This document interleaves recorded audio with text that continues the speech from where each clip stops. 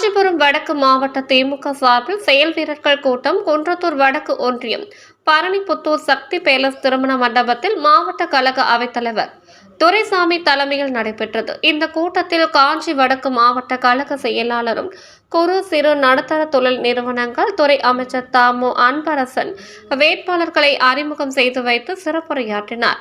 19/4/2024 வெள்ளிக்கிழமை அன்று நடைபெற உள்ள நாடாளுமன்ற தேர்தலில் இந்தியா கூட்டணி கட்சிகளின் சார்பில் திருப்பெரும்புதூர் நாடாளுமன்ற தொகுதியில் போட்டியிடும் கழக வேட்பாளர் கழக பொருளாளர் TR பாலு அவர்களையும், காஞ்சிபுரம் தனி நாடாளுமன்ற தொகுதியில் போட்டியிடும் கழக வேட்பாளர் செல்வம் அவர்களையும் ஆதரித்து காஞ்சிபுரம் வடக்கு மாவட்டத்தில் உள்ள ஒட்டுமொத்த கழகத்தினரும் ஒன்றிணைத்து தேனீக்களை போல சுறுசுறுப்பாக தேர்தல் பணியாற்றி இரவு பகல் பாராமல் கடுமையாக உழைத்து கூட்டணி கட்சி தோழர்களுடன் இணைந்து களப்பணியாற்றி இந்திய ஒன்றியத்தில் பன்முக தன்மையை காக்கவும், மதவெறி சக்திகளை வீழ்த்தி மத நல்லிணக்கம் தலைக்கவும், ஜனநாயகத்தை மீட்கவும், பாசிச பாஜக அரசை வீழ்த்திட வேண்டும் என்ற ஒற்றை இலக்குடன் நடைபெற இருக்கும் நாடாளுமன்ற தேர்தலில் இந்தியா கூட்டணி மகத்தான வெற்றி அடைந்திடவும், இந்திய ஒன்றியத்தில் ஆட்சி மாற்றத்தை நிகழ்த்தி காட்டிடவும் நம்முடைய உயிரினும் மேலான அன்பு தலைவர் தளபதி அவர்கள் முன்னெடுத்துள்ள 40 நமதே நாடும் நமதே ஒன்றுபட்டு நிற்போம் வென்று காட்டியே தீருவோம் என்ற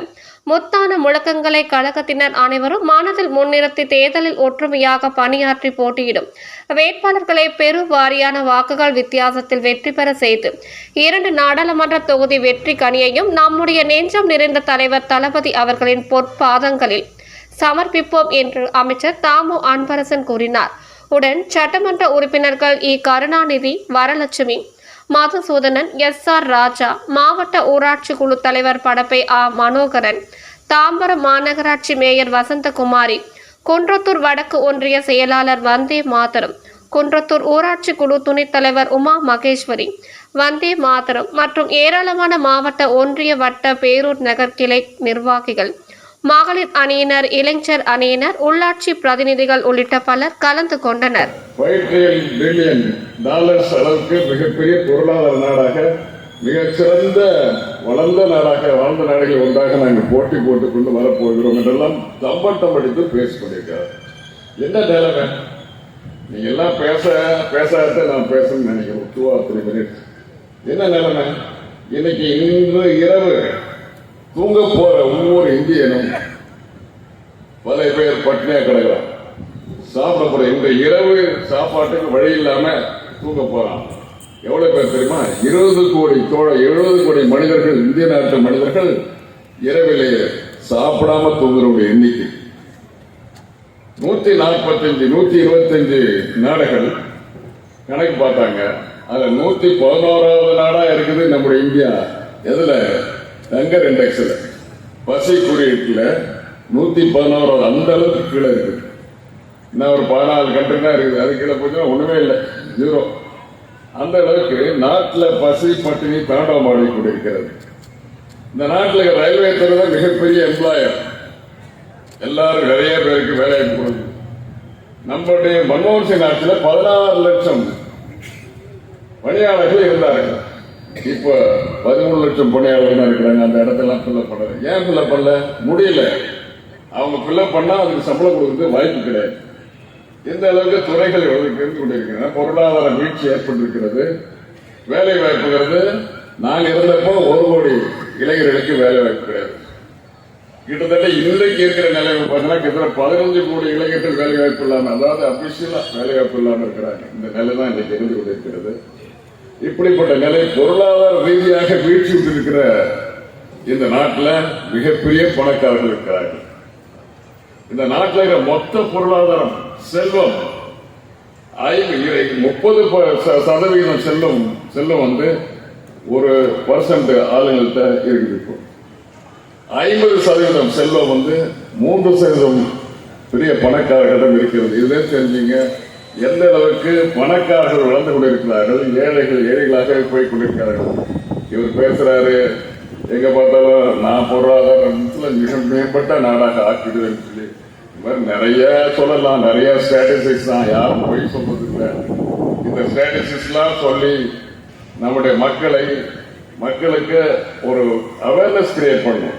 அப்படி அவேர்னஸ் கிரியேட் பண்ணா இங்க வந்து தம்பட்டம் போட்டுக்கொண்டு 6 தடவை வந்திருக்காரு. இதை விட வெட்கக்கேடு எங்கேயுமே கிடையாது. ஒரு பிரதமர் ஒரு நாட்டு ஒரு விசிட் பண்றாரு சொன்னா எவ்வளவு செலவாகும், எவ்வளவு செக்யூரிட்டி செலவாகும். சாதாரணமா மந்திரியா இருக்கிறவங்க வந்து போனாலும் நிறைய செலவாகும். ஒரு 15 லட்சம் 20 லட்சம் ஒரு விசிட் பண்ணலாம். ஒரு பிரதமர் வந்து போனா எத்தனை பிளைட் இது எல்லாம் சேர்த்து கோடிக்கணக்கில் செலவாகும். இந்த கோடிக்கணக்கில் செலவாகிறத அவங்க எலெக்ஷன் ஃபண்ட்ல எலெக்ஷன்ல இருந்து சில அவங்க கட்சி செலவுப்பட்டதா சொல்லுவாங்க. ஆனா பாதி கணக்கு கூட எழுத மாட்டாங்க. எந்த அளவுக்கு பிரதமருடைய செலவு சில இந்த நாட்டினுடைய பணம் வரி பணம் நீங்கள் கட்டுகின்ற வரி பணம் செலவாகி கொடுக்கிறது. ஏழை ஏழையாகி கொண்டிருக்கிறான், பணக்காரன் ஆகிக்கொண்டே இருக்கிறான். இதுல வந்து அவர் பேசுவதற்கு எதுவுமே கிடையாது. மிக மோசமான சூழ்நிலையில் இந்த நாட்டினுடைய பொருளாதாரம் வீழ்ந்து கொண்டிருக்கிறது. இந்த வீழ்ச்சியை தாங்கி பிடிக்க வேண்டுமானால், இந்த வீழ்ச்சியிலிருந்து இந்தியாவை மீட்க வேண்டுமானால் இந்தியா கூட்டணிக்குத்தான் நீங்கள் எல்லாம் வாக்களிக்க வேண்டும் என்று நம்முடைய மக்களிடம் போய் சொல்ல வேண்டும் என்று கேட்டு நிறைய செய்தி இருக்குது சொல்லலாம். ஆனா நான் ஓடிக்கிட்டே இருக்கிறேன். அமைச்சர் அதற்கு பிறகு நீண்ட நேரம் உரையாற்ற வேண்டும், செய்திகளை சொல்லுவார். ஆக உங்களிடம் விடைபெறுவதற்கு முன்னால் உங்களிடம் உங்களுடைய வாழ்த்துக்களை எதிர்பார்த்து விடைபெறுகிறேன். வணக்கம். மாநாடு போலை நடத்திய நம்முடைய மாண்புமிகு அமைச்சர், மாவட்ட கழகத்தினுடைய செயலாளர் நம்முடைய தாமோ அன்பரசு அவர்கள்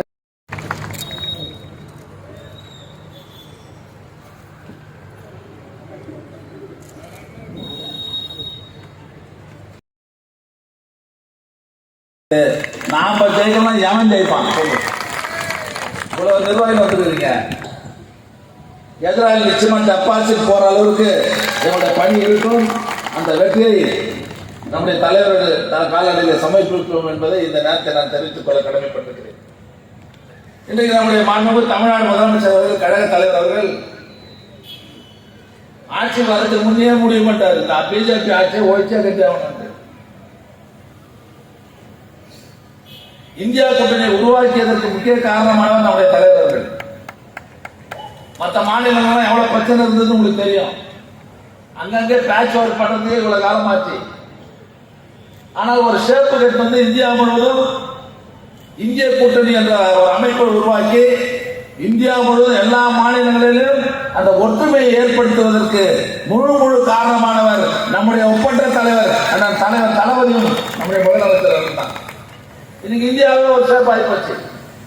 ஆனா தமிழ்நாட்டில் பாத்தீங்கன்னு சொன்னா போன நாடாளுமன்ற தேர்தல், சட்டமன்ற தேர்தல், உள்ளாட்சி மன்ற தேர்தல், இப்ப நடைபெற நாடாளுமன்ற தேர்தல், எல்லா தேர்தலிலும் தொடர்ந்து நம்முடைய கூட்டணியை எந்தவித கருத்து வேறுபாடுகள் இல்லாமல் ஒருங்கிணைத்து கையிலேயே வச்சுக்கிட்டு மிகப்பெரிய கூட்டணி அமைத்து இந்த எதிரிகளை வீழ்த்த போகிற தலைவர் நம்முடைய தலைவர்.